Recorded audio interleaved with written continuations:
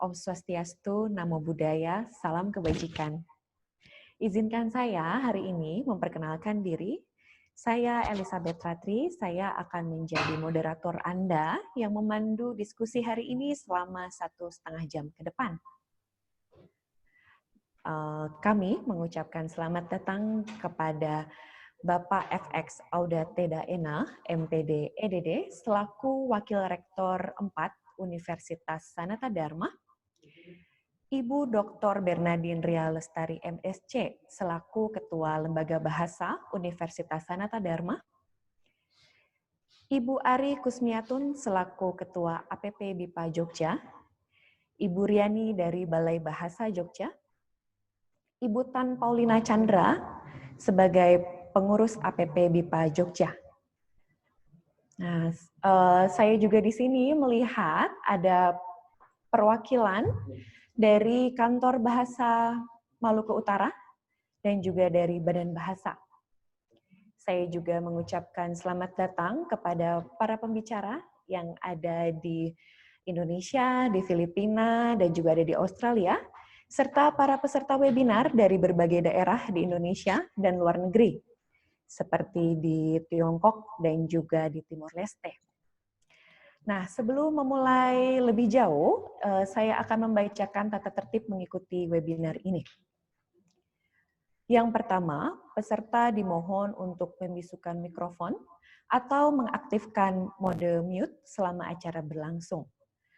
Peserta juga dilarang membagikan tautan Zoom kepada orang lain dan merekam kegiatan webinar ini dan membagikannya di sosial media. Sesi tanya-jawab akan dibuka setelah presentasi para pembicara. Peserta dapat mengajukan pertanyaan melalui ruang chat dengan format tanya, _nama, _instansi atau kota, _pertanyaan Anda.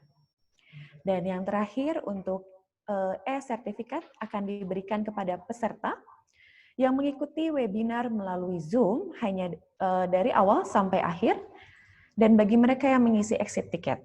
Untuk tautan akan dibagikan di akhir acara. Terima kasih untuk Bapak dan Ibu atas kesediaannya mematuhi peraturan ini. Sebelum kita memulai webinar hari ini, marilah kita mendengarkan sambutan dari Ketua Lembaga Bahasa, Ibu Dr. Bernardine Ria Lestari MSc. Untuk Ibu Ria, kami persilahkan waktu dan tempatnya.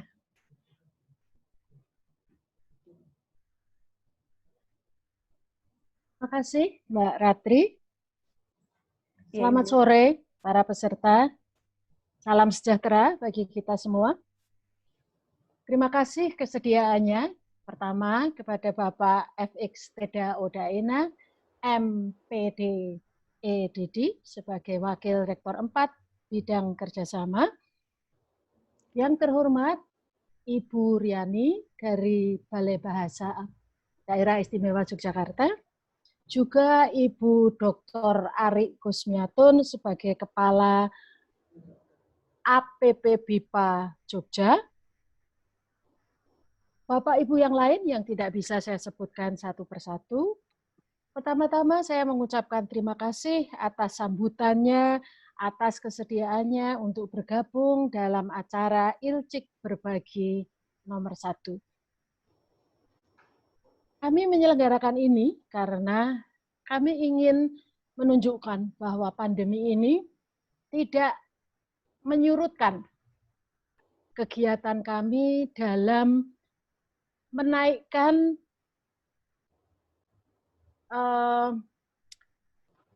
rencana-rencana yang sudah dibuat oleh Badan Bahasa Jakarta, Balai Bahasa Jogja, APP BIPA Pusat, dan APP BIPA Yogyakarta untuk membawa BIPA ke jenjang internasional. Tahun-tahun terakhir kita sudah berusaha sekuat tenaga, dan sambutan dari luar negeri cukup banyak. Bukan hanya dari Asia, ASEAN, tapi juga dari Eropa, Jerman misalnya, Italia misalnya, terus bergerak maju untuk memajukan pengajaran bahasa Indonesia bagi penutur asing. memang di awal tahun kami masih bekerja keras, berharap bahwa musim panas ini kami masih bisa menawarkan program-program luring dengan mendatangkan mereka bukan hanya belajar bahasa, tetapi juga budaya. Apa daya pandemi ini menyurutkan semua kegiatan itu. Tetapi kami di lembaga-lembaga bahasa di Indonesia tetap terus berjuang untuk memajukan pengajaran BIPA ini, baik mengharapkan mereka datang ke Indonesia maupun tetap mengirimkan guru-guru kami untuk mengajar bahasa Indonesia di negara mereka. Tapi memang itu nampaknya agak sulit dilaksanakan. Tetapi kami di sini juga terus berusaha untuk memajukan pengajaran bahasa Indonesia bagi penutur asing. Mengapa ILCIK membuat rencana ini berbagi nomor 1 dengan acara Mengapa BIPA?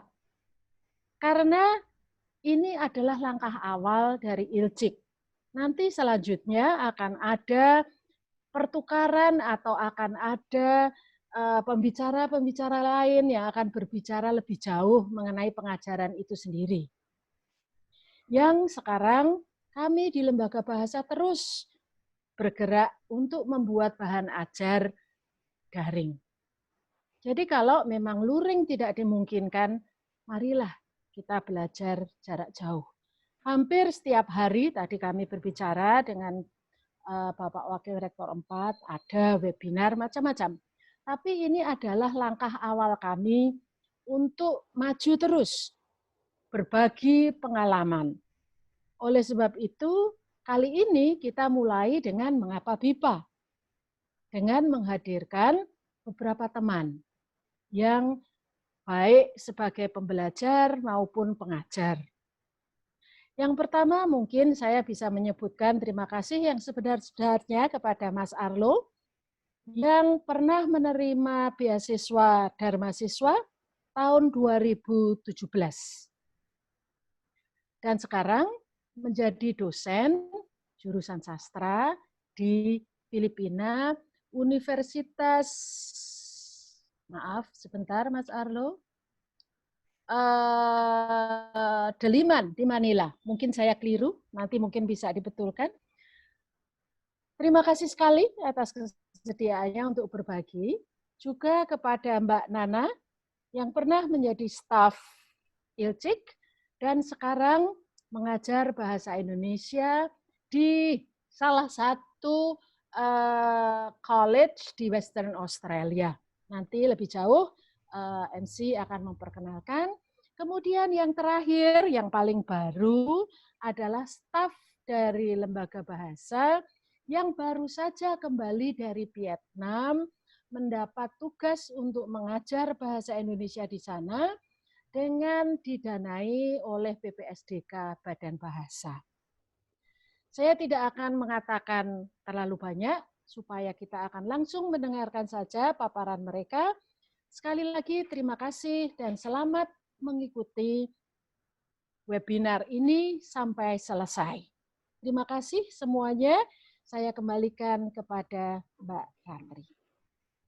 Ya Ibu, terima kasih atas sambutannya Ibu Ria. Nah sekarang setelah mendengar sambutan hangat dari Ibu Ria, kita akan mendengarkan sambutan dari Wakil Rektor 4 Universitas Sanata Dharma, Bapak Oda Tidaina. Untuk Pak Oda, waktu dan tempat kami persilahkan. Terima kasih Mbak Ratri. Suara saya cukup bisa didengar? Ya, jelas sekali ya. Bapak. Terima kasih.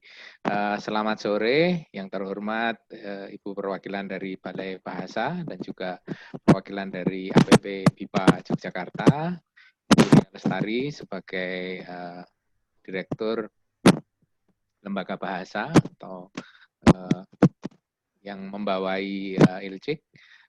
Saya kira Bu Truli ya di ILCIK sekarang ya.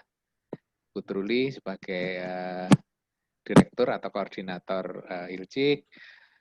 Juga selamat sore Bapak Ibu, teman-teman semua. Semoga sehat dan bersemangat selalu. Tadi Bu Ria sudah menceritakan program-program yang ada. Saya kira ini kesempatan yang sangat baik bahwa pandemi ini kita manfaatkan. Jangan sampai kita dimanfaatkan oleh pandemi, saya kira begitu.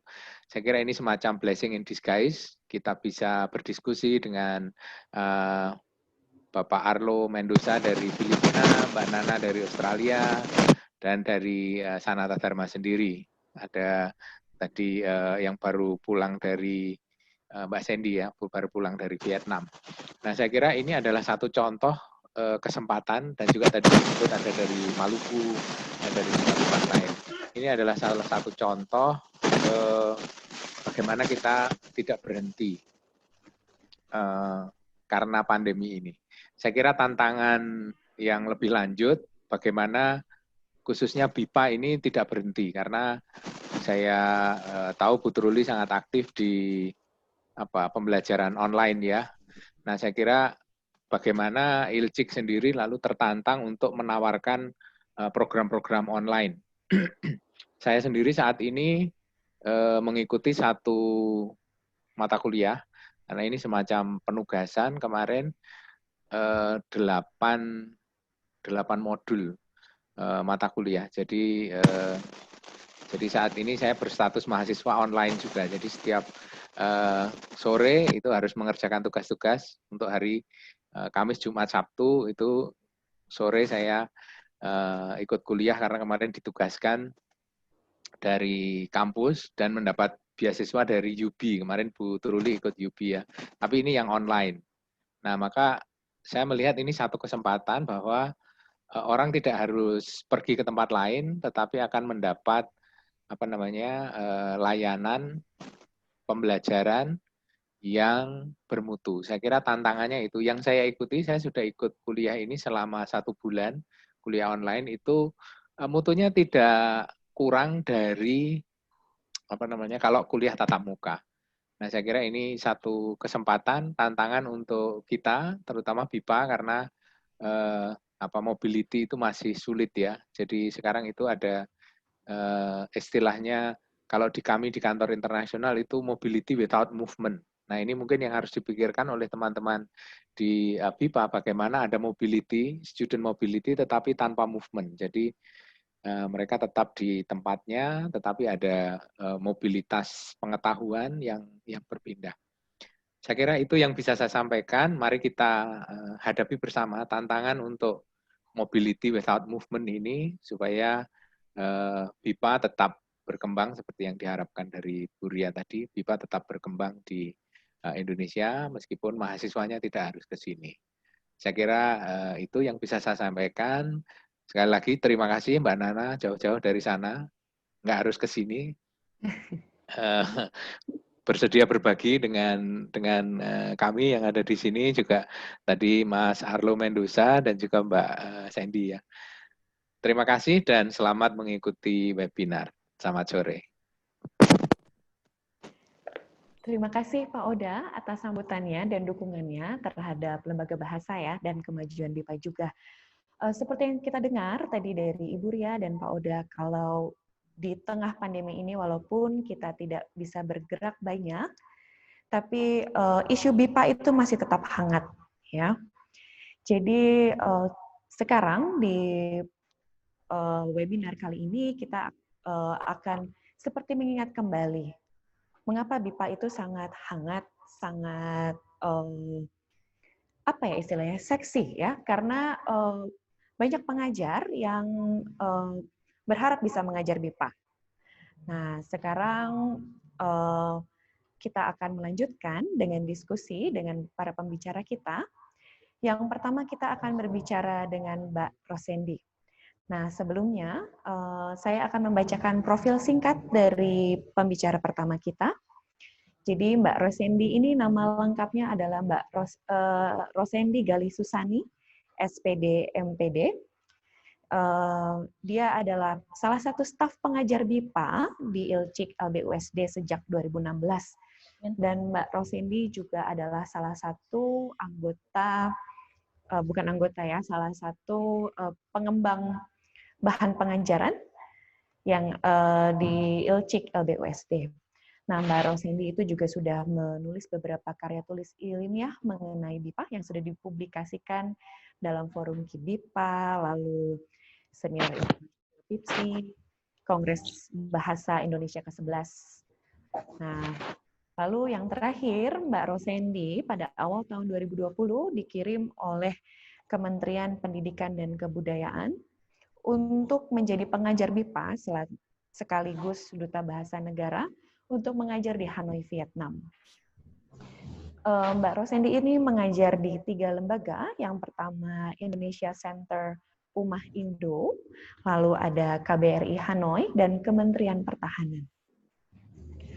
Jadi Mbak Rosendi nanti akan menyampaikan mengapa Mbak Rosendi memilih mengajar BIPA, keuntungannya apa saja, tantangannya, dan bagaimana pengalamannya mengajar di Vietnam.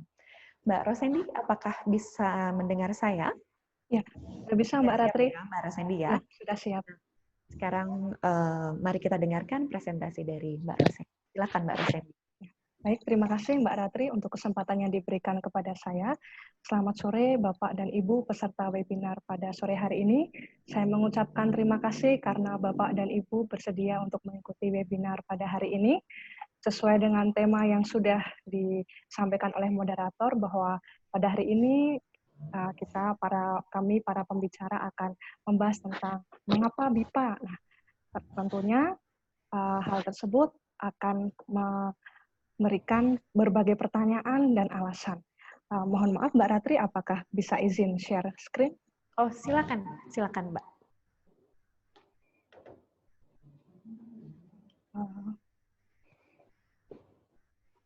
Mohon maaf Mbak Ratri belum bisa. Oh, belum bisa, sebentar ya. Sedang kami masukkan sebagai co-host. Baik. Jadi sambil menunggu dari Mbak Ratri, memang mengapa BIPA itu banyak dipertanyakan dari berbagai kalangan, mengapa harus memilih BIPA dan mengapa harus bertahan untuk menjadi pengajar BIPA. Nah, tentunya sore hari ini kami akan membahas tentang alasan-alasan tersebut.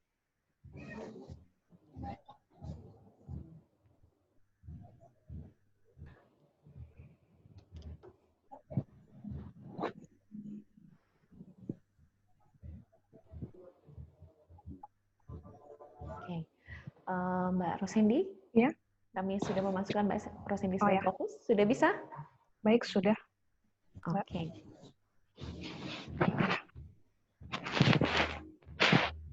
Baik, dengan tema webinar mengapa BIPA, tentunya itu akan mengarahkan kepada pertanyaan secara spesifik. Saya ingin membagikan mengapa memilih untuk menjadi pengajar BIPA.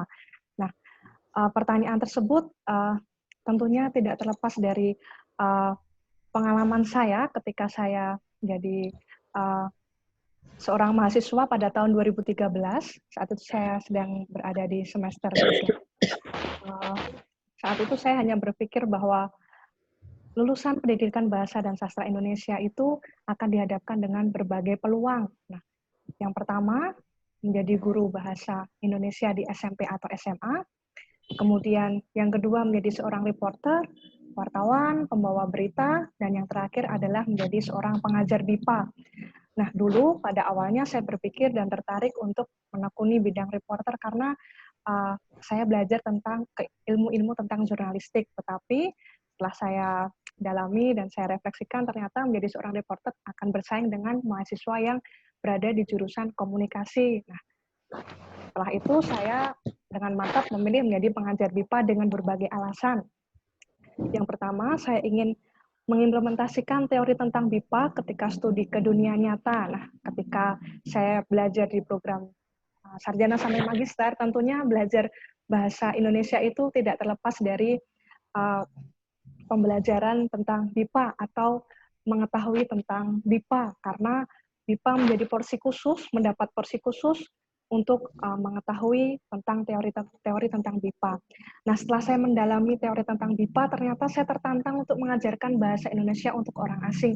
Yang tentunya ketika saya mengajarkan bahasa Indonesia untuk orang asing itu bukan mengajarkan sebuah teori, bagaimana teori itu digunakan, tetapi lebih kepada bahasa digunakan sebagai sarana komunikasi. Bagaimana mengajarkan bahasa Indonesia dengan cara yang sangat sederhana sehingga dapat dipahami oleh penutur asing. Nah, setelah mengetahui karakter penutur asing, ternyata saya melihat bahwa orang asing memiliki minat yang tinggi untuk belajar bahasa Indonesia dengan berbagai tujuan. Baik mereka ingin mengetahui bahasa dan budaya Indonesia, mereka ingin bekerja di Indonesia, atau mereka ingin bekerja di negara mereka tetapi yang mempunyai hubungan atau kerjasama dengan negara Indonesia, mereka yang sekadar untuk berwisata datang ke Indonesia, dan dengan berbagai banyak tujuan yang lain. Nah, selanjutnya saya juga harus mengetahui potensi diri saya bahwa sebagai seorang pengajar bahasa, sebenarnya saya bisa memberikan apa lagi, bisa berkontribusi apa lagi. Nah, ternyata saya juga memiliki ketertarikan untuk mengajarkan budaya Indonesia, karena ketika kita mengajarkan bahasa, tentunya itu tidak terlepas dari mengajarkan sebuah budaya. Karena kedua hal itu memang tidak bisa dilepaskan dan tidak bisa dipisahkan, dan pasti akan selalu berkaitan. Nah, tentunya yang menjadi hal utama sampai saat ini mengapa saya masih menjadi pengajar BIPA adalah saya ingin turut ambil bagian dalam mengenalkan Indonesia